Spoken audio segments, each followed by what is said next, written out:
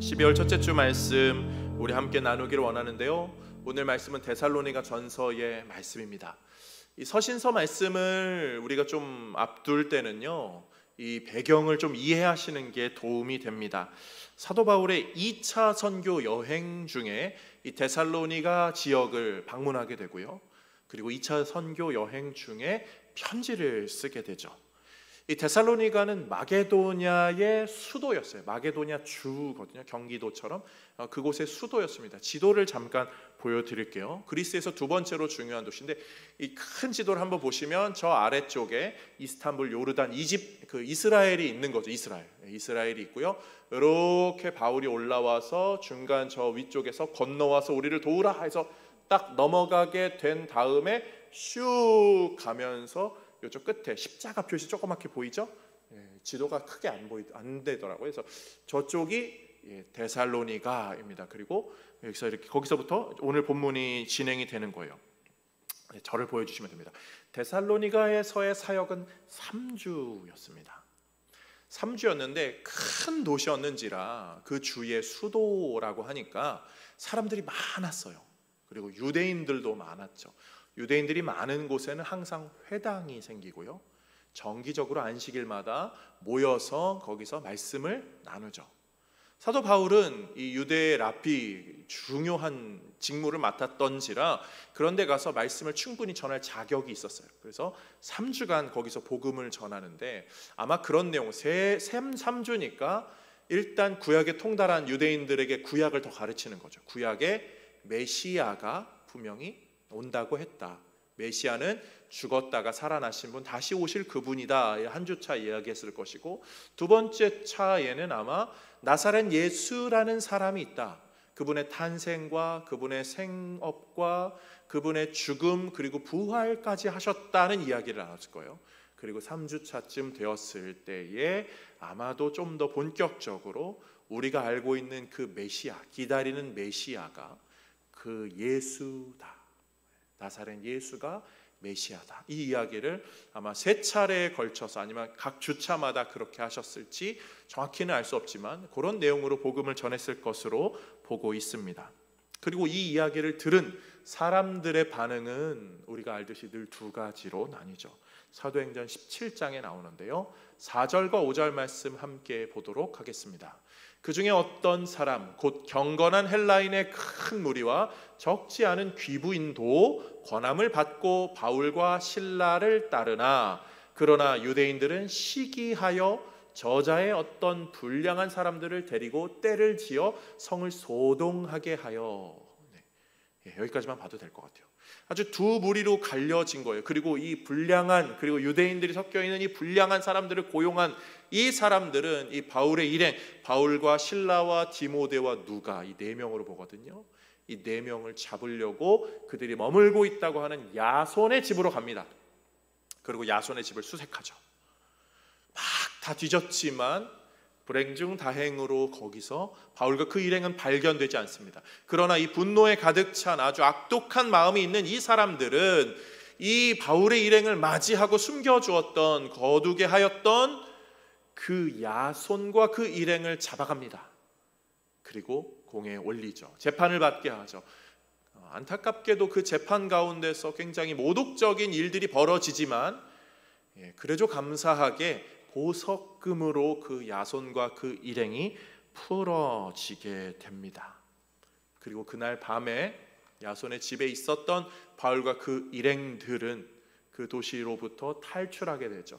그 유대인들, 그 불량한 사람들이 그들을 잡으려고 했거든요. 그 두 번째 지도를 한번 또 보여주시면 감사하겠습니다. 아까 이 지도를 조금 더 축소 이제 가까이 본 건데요. 저 위에 데살로니가 지역에서 옆에 있는 베레아 지역으로 가게 됩니다. 베레아 지역으로 갔더니 거기서도 사람들이 또 잘 믿어요. 또 은혜 역사가 일어나게 됩니다. 그런데 거기서 아까 데살로니가에 있던 그 사람들이 쫓아와서 또 사람들을 보내서 연락을 해서 거기서도 사역을 못하도록 회방을 놓습니다. 어쩔 수 없이 바울과 그 일행은 흩어져서 쭉쭉쭉쭉 먼 도시로 가게 되죠. 저 아래 저희가 아테네, 그리스거든요. 그리스의 아테네, 지금의 아테네죠. 아덴으로 가게 돼요. 성경에는 아덴이라고 얘기하죠. 성경 구절 사도행전 17장 14절 15절 함께 보겠습니다. 형제들이 곧 바울을 내보내어 바다까지 가게 하되 실라와 디모데는 아직 거기 머물더라. 흩어 찢어진 거죠. 바울을 인도하는 사람들이 그를 데리고 아덴까지 이르러 그에게서 실라와 디모데를 자기에게로 속해 오게 하라는 명령을 받고 떠나니라. 아멘. 다시 지도 잠깐 한번 보겠습니다. 보시면요, 바울과 그 일행이 그 아래 아테네까지 가게 돼요. 그런데 이 디모데와 그 일행은 저 위에 있는 거죠. 그리고 바닷가까지 온 거예요. 바닷가까지. 그리고 와서 자기가 여기 있음을 알리고 다시 오게끔 사람을 보내죠. 굉장히 500km 정도 되거든요.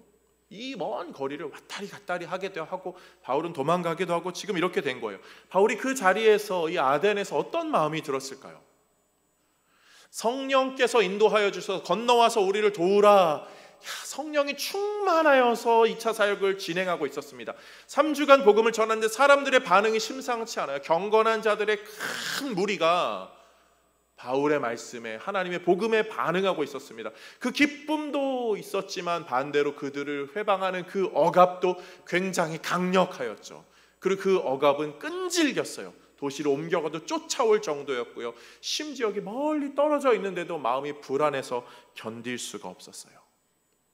그 4명의 일행이 뿔뿔이 흩어져 있고 언제 올지 모르는 이 불안감이 바울에게 엄습해 오고 있었을 그때에, 아니 굉장히 많이 지쳤을 그때에 바울은요, 데살로니가 교인들을 떠올리게 되죠. 나도 힘들지만 그들도 얼마나 힘들까. 말씀을 더 듣고 싶고 그 뜨거운 반응에 그 말씀의 교육을 받고 싶었던 그 사람들이 이 받지 못하고 떠나보내야만 하는 그 마음은 어땠을까? 그들은 지금 어떻게 보내고 있을까? 그래서 이 디모데와 그 사람들을 이리로 오라는 거죠. 그 소식을 듣고 싶었어요. 그래서 바울이 그들을 향하여서 편지를 씁니다. 정말 가족보다 더 가족 같은 그런 공동체로 디모데와 바울의 일행은 편지를 써서 데살로니가 교인들을 마음으로 품고 싶었던 거예요. 가족보다 더 가족 같은 공동체. 저는 오늘 말씀을 준비하면서 이런 교회가 되면 얼마나 좋을까 하나님께 기도하게 되었어요. 신앙생활을 하면서 이런 일 저런 일 다 있죠. 그렇지만 그럴 때마다 말씀으로 뭉쳐서 가족보다 더 가족 같은, 아니 남보다 못한 관계가 되는 존재들도 있는데요, 그거 말고요, 우리는 가족보다 더 가족 같은 삶을 살아내는 그런 모습이 우리 안에 이루어지면 얼마나 좋을까. 이 땅의 교회들이 그렇게 되면 얼마나 좋을까. 모든 성도들이 정말 한 교회에 있다는 것만으로 서로 기뻐하고 감사하고 어려움을 서로 떠올려주고 기도해주고 편지를 써주고 사랑해주는 그런 모습이 있으면 얼마나 좋을까. 저는 그 마음으로 기도하면서 오늘 말씀을 준비했고요, 또 오늘 그 말씀으로 좀 은혜를 나누기 원합니다. 이번 한 주간 제 마음속에 계속 맴돌았던 문구는 그거예요. 그런 문구 들어보셨죠? 인생의 방황은 하나님을 만나면 끝이 나고 신앙생활의 방황은 좋은 교회를 만나 정착하면 끝이 납니다. 이게 제가 한간에는 오카는 목사님이 이 말씀을 하셨다고 하더라고요. 그래서 그쪽 그 오카는 목사님을 따르던 목사님들이 이 문구를 각 교회들마다 사용했던 걸로 알고 있는데 정말 맞는 것 같아요. 인생의 방황은 하나님을 만나면 끝이 나고 신앙생활의 방황은 좋은 교회 공동체를 만나 잘 정착하면 끝이 나는 거잖아요. 저는 우리 교회가 그런 교회 되기를 주님의 이름으로 축복드립니다. 신앙생활을 해서 함께 하고 있는 이들이 정말 가족보다 더 가족 같고 정말 내 친구 같고 자매 같고 형제 같고 남매 같은 그런 교회 되기를 사모하면서 오늘 말씀을 통해 어떻게 하면 우리가 그런 교회 될 수 있을지 3가지로 은혜 나누도록 하겠습니다. 첫 번째로요, 성도는 말로 위로하는 신앙생활을 함으로 그런 교회 공동체, 가족 공동체를 세워갈 수 있습니다. 말로 위로하는 신앙생활이요. 바울의 이 데살로니가 편지는요, 바로 그러한 가족보다 더 가족 같은 사람들을 위하여서 쓴 편지였죠. 데살로니가 전서는요, 신약 성경을 시간 순서대로 꼽았을 때 3손가락 안에 들어가는 성경입니다. 가장 먼저 쓰여진 성경. 아직 복음서들도 다 쓰여지지 않았어요. 예수님의 제자들 이 사복음서가요 아직 다 쓰여지지도 않은 그 상황에서 바울이 선교 사역을 하면서 가장 먼저 필요에 따라서 갈라디아서를 썼다고 하고요. 그 다음에 이 2차 선교 여행 도중에 멀리 떨어져 있는 상황에서 데살로니가를 떠올리면서 편지를 썼다고 해요. 굉장히 빨리. 그래서 바울의 편지는 갈라디아서도 그렇고 다른 고린도전서, 로마서 이런 데를 굉장히 이 교리 중심적으로 탁탁 가르치는 이런 느낌이지만 갈라디아서는요 사랑이 듬뿍 담겨 있어요. 그 말, 단어들은요 굉장히 사랑이 담겨져 있어요. 그리고 그 사랑의 마음은 데살로니가전서 2장 7절에 이렇게 말합니다. 우리는 그리스도의 사도로서 마땅히 권위를 주장할 수 있으나 도리어 너희 가운데 유순한 자가 되어 유모가 자기 자녀를 기름과 같이 하였으니, 바울은 자신을 유모라고 합니다. 그러니까 내가 보모라는 거예요. 내가 부모 역할, 영적 부모 역할을 하고 있어. 너희들 멀리 떨어져 있지만 너희들 내 자녀야. 나 자녀를 버리는 그런 부모가 아니라 내가 너희를 키우고 지금도 신경 쓰고 있어. 이 사랑의 말로 바울은 굉장히 데살로니가 교회 교인들을 위로하죠. 가족보다 더 가족 같게. 그리고 단어 하나도 정말 신경 써요. 그래서 오늘 본문 13절 이렇게 시작하잖아요. 형제들아. 가족이라는 걸 형제라는 거예요. 내가 보모고 부모고 형제야. 그리고 오늘 본문에 이어서 13절에 자는 자들에 관하여는 이렇게 말하고 있어요.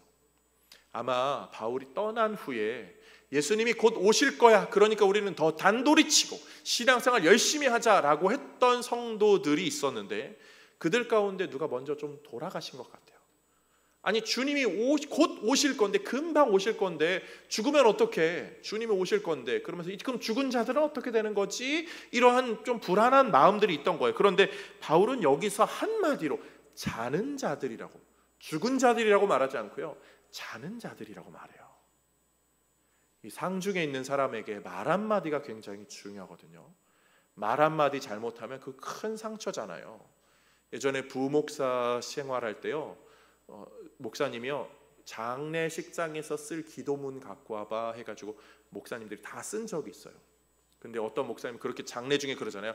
주님 하나님 감사합니다. 그런데 감사합니다라는 그 우리는 맥락적으로 이해하지만 신앙적으로 약간 조금 예민하신 분들은 왜 장례식장에서 감사하다는 이야기 쓰냐고, 그거 갖다가 난리가 날 수도 있으니까 목사님이 그렇게 기도문을 써서 장례식장에서는 성도님들은 그렇게 표현할 수 있지만 목회자들은 배려하는 마음으로 감사라는 단어 웬만하면 쓰지 말라고, 주님 품으로 가서 호상이고 아무리 장례가 은혜롭다 할지라도 감사하다는 단어는 쓰지 말라고 그렇게 가르친 적이 있거든요. 저는 충분히 10분 동의했어요. 말 한마디 굉장히 중요해요. 신앙생활 할 때요 같은 말인데도 말 한마디 정말 중요해요. 바울은 그 지금 상심에 있는 사람들에게 죽은 사람들 이렇게 안 해요. 자는 자들.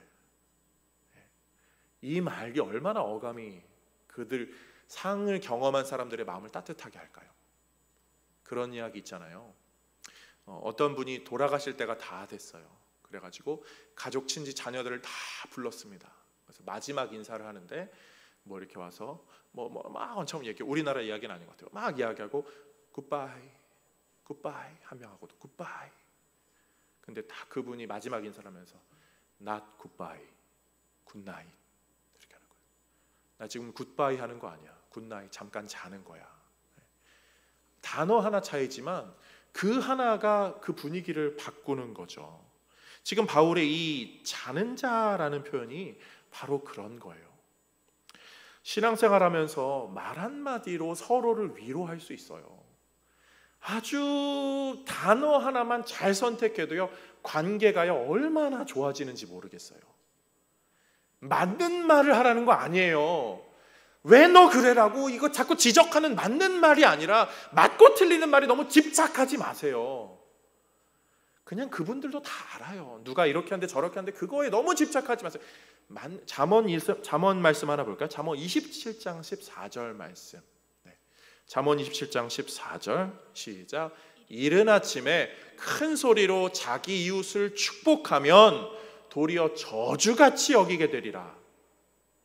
이게 뭐죠? 우리 축복은 아무 때나 할 수 있어요. 이른 아침에도 할 수 있어요. 축복은 하면 할수록 좋은 거죠. 그런데 이른 아침에 큰 소리로 축복하면, 자고 있는 사람 귀에 대놓고 교회 가야지! 축복이 아니죠. 그건 듣는 사람을 짜증나게 만드는 거잖아요. 지혜를 말하는 거예요. 지혜를. 신앙생활하면서 말 한마디가 얼마나 사람을 후벼팔 수 있는데요. 문장 하나가 나를 참 기분 좋게도 만들고, 단어 하나가 누구를 참 기분 나쁘게 만들 수도 있습니다. 말로 위로할 줄 아는, 말로 보듬을 줄 아는 신앙 공동체 다 될 수 있기를 주님의 이름으로 축복드립니다.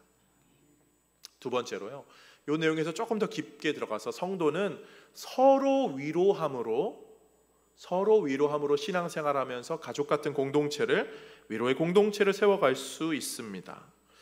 오늘 이 자는 자들의 소식뿐만이 아니라 이 데살로니가 교회의 소식, 그것이 디모데를 통하여서, 다른 사도들을 통하여서, 일꾼들을 통하여서 바울에게 전달이 되죠. 아까 지도를 봤지만 저 아래에 있는, 그리고 바울은 편지를 써서 다시 데살로니가 교회로 이 소식들을 전합니다. 한쪽의 소식만 오는 것이 아니라 오가고 있는 거예요.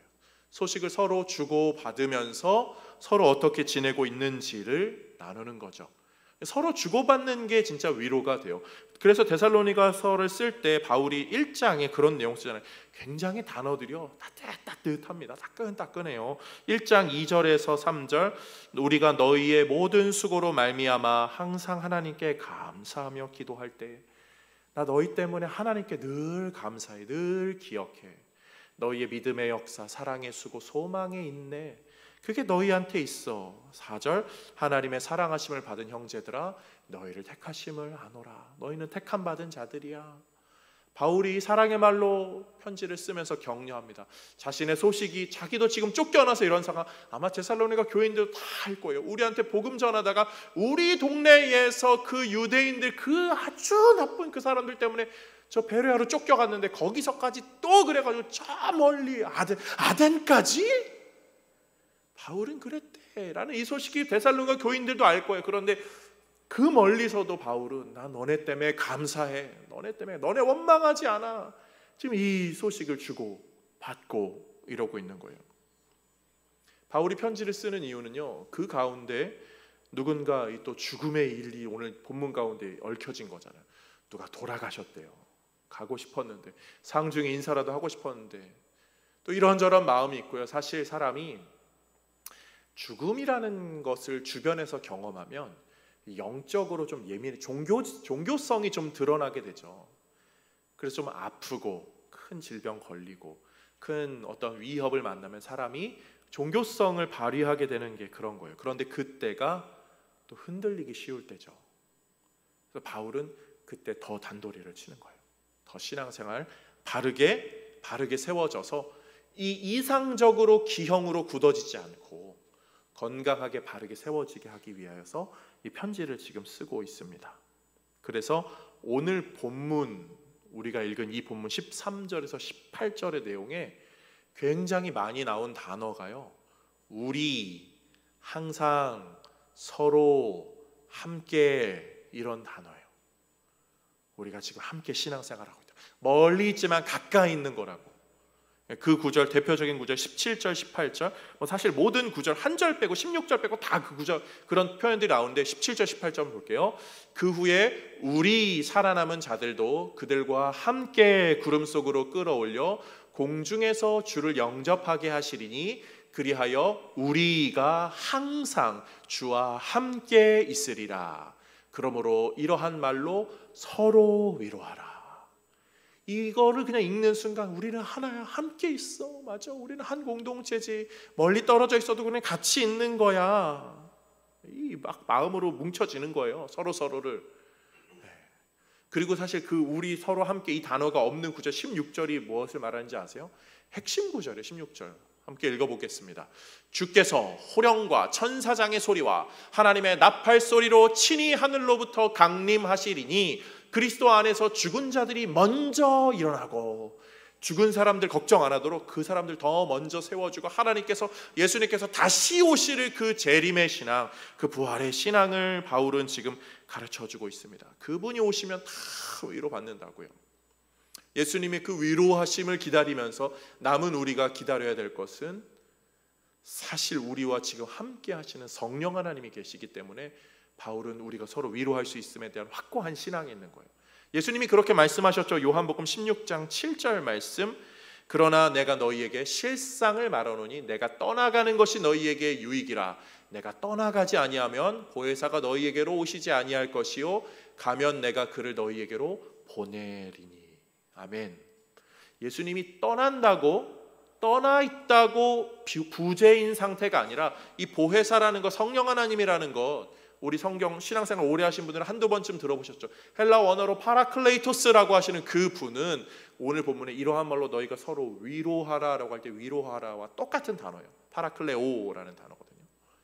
그러니까 지금 예수님의 부재여도, 다시 오실 예수님을 기다리는 그 순간에 예수님이 부재여도 이 부재가 공백이 아니라 오히려 성령 하나님이 늘 우리와 함께 하시기에 그 안에서 서로 위로하는 우리에게는요, 그 멀리 떨어져 있든 먼저 죽었든 이게 문제가 되지 않고 우리는 이미 하나로 함께 모일 것이라 이야기하는 거죠. 그런 면에서 교회가 사람으로 서로 위로하는 거 아니에요. 서로 위로할 때 그 안에 성령께서 우리를 위로의 영으로 채워주시죠. 그래서 교회는요, 하나님 중심으로 가야 돼요. 예수 복음 중심으로 가야 되고 성령 하나님 중심으로 모든 관계 사이들마다 있어야 돼요. 인간적으로 보면요, 우리는 서로 안 맞아요. 지난주 김장을 했습니다. 우리의 안 맞음을 너무나 잘 확인할 수 있는 시간이었죠. 고춧가루를 더 넣어야 되는지, 새우젓을 더 넣어야 되는지, 매실을 넣어야 되는지, 이걸 넣어야 되는지, 넣어야 되지 말아야 되는지, 산으로 가는지, 그렇지만 우리는 기쁘게 웃으면서 침 안 튀게 마스크 쓰고 다 모자 쓰고 하셨어요. 그래서 성령께서 우리를 하나로 버무리셨죠. 맛있는 김치가 탄생했습니다. 이게 교회죠. 좀 뭐가 더 들어가면 어때요? 뭐가 덜 들어가면 어때요? 성령께서 우리를 모으셔서 교회로 세워가시는데, 이것으로 하나님의 역사를 이루어 가시는데 얼마나 그게 기쁩니까? 이 성령의 위로하심이 교회에 있으면 어떤 일들이 벌어지는지 아세요? 사도행전 9장 31절 말씀, 그리하여 온 유대와 갈릴리와 사마리아 교회가 평안하여 든든히 서가고 주를 경외함과 성령의 위로로 진행하여 수가 더 많아지니라. 아멘. 우리 평안하여 든든히 서가는 교회, 오랫동안 우리가 되뇌었던 문구들이잖아요. 근데 거기에는 성령의 위로가 있는 거예요. 성령이 우리 가운데 쫙 있으면 교회가 평안해집니다. 서로 위로하시되 성령 안에서 위로하는 우리 귀하고 복된 성도님들 다 되시기를 주님의 이름으로 축복드립니다. 마지막 세 번째로요, 성도는 위로함 중에 위로 향하는 신앙을 갖고 살아야 됩니다. 우리의 위로함은 그냥 옆으로만 가는 것 같지만 이 모습이 곧 하나님 나라를 향하는 모습으로 이어져야겠죠. 본문 14절과 15절 말씀 함께 보도록 하겠습니다. 뒤에 물이 있습니다. 기침하시는 분들은 히터가 좀 바람이 세서 마를 수 있어요. 물을 좀 드셔도 됩니다. 14절 15절 말씀 읽어보겠습니다. 시작. 우리가 예수께서 죽으셨다가 다시 살아나심을 믿을진대 이와 같이 예수 안에서 자는 자들도 하나님이 그와 함께 데리고 오시리라. 우리가 주의 말씀으로 너희에게 이것을 말하노니 주께서 강림하실 때까지 우리 살아남아 있는 자도 자는 자보다 결코 앞서지 못하리라. 아멘. 예수님 때문에, 말씀 때문에, 부활 때문에 다시 우리는 모이게 될 것입니다. 자는 자도 일어날 것이고 살아있는 자들도 결국 다 함께 모일 것입니다. 바울은 지금 부활 신학, 언약 신학, 하나님 말씀의 신학, 교회 신학으로 데살로니가 성도들을 세우고 있어요.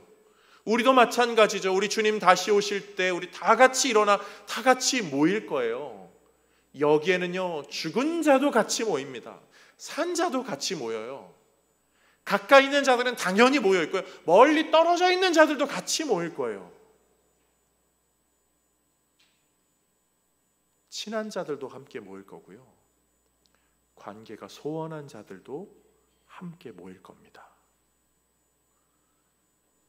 미래에 있을 그 사건을 우리가 조금 더 안다면 그 사건 때문에 우리는 오늘을 어떻게 살지를 한 번 더 고민하게 돼요.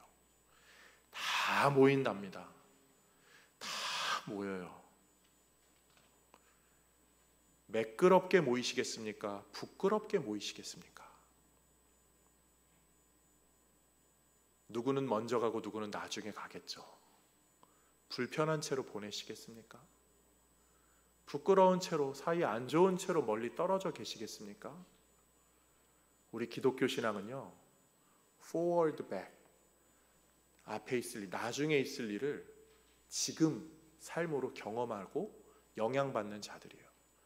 우리 다 같이 모이면 그때는요 정말 기쁨으로 모일 거예요. 뭐 말해서 매끄럽거나 부끄럽거나지 기쁨으로 모일 거예요. 그렇지만 그것을 우리가 안다면 지금의 삶에서 서로 위로하고 말로 격려하고 그 모습이 있어야겠죠.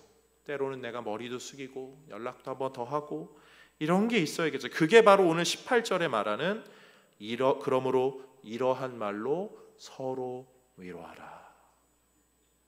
5장 11절 이어서 데살로니가 5장에서는 뭐라고 말하죠? 그러므로 피차 권면하고 서로 덕을 세우기를 너희가 하는 것 같이 하라. 바울은요 이 신학이 있어서 내가 떨어져 있어도 못 가도 다시 만날 거니까 염려 안 해, 재회의 신학을 이야기하죠. 우리가 왜 다 하나로 모일 수 있는지 아세요? 왜 주님이 다시 오시면 우리가 다 모이는지 아세요? 그분이 가장 안락한 자리를 일부러 떨어지셔서 우리에게 오셨기 때문이에요. 그리고 우리에게 오셔서 그냥 끝낸 것이 아니라 그분이 우리와 다시 떨어지는 아픔을 경험하셔서 이것을 완성시키시는 그 예수 복음이 우리 안에 있기 때문에 그 예수 복음이 우리에게 그대로 적용돼서 떨어진 자들도 다 같이 모이게 되는 거예요. 그런 면에서 사랑하는 성도님들, 올 한 해, 아니 우리의 인생 어떠셨어요? 부끄러운 헤어짐들이 혹시 있지는 않았나요? 이 말씀을 준비하면서 제 마음속에 있는 한 인물이 좀 떠오르더라고요. 저는 제 부끄러운 모습이 좀 저도 있죠. 사람인지라. 제 군생활 나름 열심히 했거든요. 군대 생활을. 제 군대 갈 때마다 항상 좀 열심히 해서 그런지 군대 가는 청년들을 보면 항상 제가 말하는 조언 중에 하나가 전도해. 거기서 복음 꼭 전해. 복음 전할 수 있는 삶을 살아. 이런 이야기를 하는데요. 그런 이야기를 할 수 있는 배경 중에 하나는 제가 복음을 더 잘 전했어야 하는 안타까움 때문이에요. 제가 뭐 잘해서가 아니라. 군생활을 열심히 했습니다. 좋은 사람들과 원만하게 두루두루 옆에 부대 사람들과도 다 친하게 지냈어요. 그렇게 군생활을 마무리할 그쯤에 한 후임을 만납니다. 후임과 이야기를 할 기회가 있었죠. 박병장 군생활 열심히 해서 뭐 이래저래 사람들한테 사랑받고 배려받고 또 혜택도 받았지. 그 뒤치다거리 다 내가 했어. 난 그래서 너가 싫어. 저는 제가 열심히 하고 뭐 이렇게 관계로 잘 풀어서 유익도 많이 누리고 그랬는데 누군가는 그것 때문에 생겨난 구멍이랄까요, 홈 같은 거를 억울하게 메꾸고 있었던 거죠. 제가 미안하다 이야기는 했지만 난 너 용서 못해. 그러고 군생활이 끝났어요. 다 좋았는데 이 한 사람이 저에겐 조금 상처죠.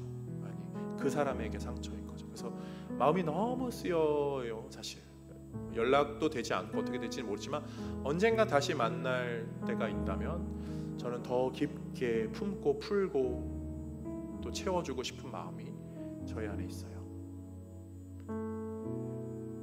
부끄러운 재회가 아닌 매끄러운 재회를 하고 싶은 그 열망이 하나님이 주시는 마음이 있기 때문이죠.